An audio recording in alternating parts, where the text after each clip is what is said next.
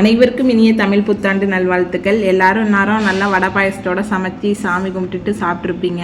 இது வந்து ரொம்ப ஸ்பெஷல் டே அப்படின்னு தான் சொல்லணும். ஏன்னா வந்து தமிழ் புத்தாண்டோட என் ஹஸ்பண்டோட பர்த்டேவும் சேர்ந்து வரும். அதனால வந்து எப்பயுமே வந்து ஒரு 3 பேர் 5 பேருக்கு வந்து வீட்டிலேயே சமைச்சி வடை பாயசத்தோட வந்து சாப்பாடு கொடுக்குறது வெளியில் உள்ளவங்களுக்கு. வருஷம் வந்து 3 பேர்கிட்ட கொடுத்தேன். தம்பி ரொம்ப சின்ன பிள்ளை, இந்த வருஷம் ஒரு 5 பேர்கிட்ட கொடுக்கலாம் அப்படின்னு சொல்லிட்டு சமைச்சேன். காலைல ஒரு 9 மணிக்கெல்லாம் சமைக்க ஸ்டார்ட் பண்ணிட்டேன். அப்படியும் ஒரு மணி ஆயிடுச்சு எல்லாம் ரெடி பண்ணுறதுக்கு.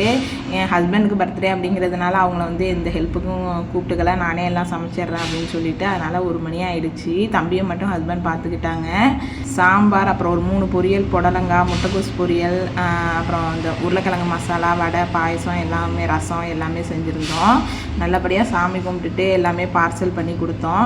அடுத்த தடவை ஒரு 10 பேருக்காவது செஞ்சு கொடுக்கணும் அப்படின்னு சொல்லிட்டு நினச்சிக்கிட்டு வந்தேன். என்ன தான் நம்மளால் முடியும், ஒரு 10 பேருக்கு கூட கடையில் வாங்கி கொடுத்துடலாம். ஆனால் வீட்டில் நம்ம கொஞ்சம் கஷ்டப்பட்டு செஞ்சு கொடுக்குறதுல வர சந்தோஷம் அந்த கடையில் வாங்கி கொடுக்குறதுல இருக்கான்னு தான் சொல்லுவேன்.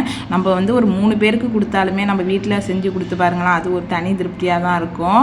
கண்டிப்பாக வந்து உங்கள் வீட்டில் ஏதோ பர்த்டே எதாக இருந்தாலும் உங்களால் முடிஞ்சது 1-2 பேருக்காவது நம்ம வீட்டில் செஞ்சு கண்டிப்பாக கொடுங்க. ஏன்னா எப்பயுமே வெளியில் உள்ளவங்க கடை சாப்பாடு தான் சாப்பிடுவாங்க. வீட்டு சாப்பாடு சாப்பிட்றப்ப அவங்க கொஞ்சம் திருப்தி அடைவாங்க. அப்படிங்கிறதுனால தான் வீட்டில் ஒரு ஃபங்க்ஷன் நடக்குது, நமக்கு தெரிஞ்சவங்களுக்கு எல்லாம் இருக்கிறவங்களுக்கு கொடுக்குறத விட இந்த மாதிரி வெளியில் உள்ளவங்களுக்கு இல்லாதவங்களுக்கு கொடுக்குறதுல ஒரு மன திருப்தின்னு தான் சொல்லணும். அப்புறம் கொடுத்துட்டு வந்து நாங்களும் வந்து வீட்டில் நல்லபடியாக சாப்பிட்டோம்.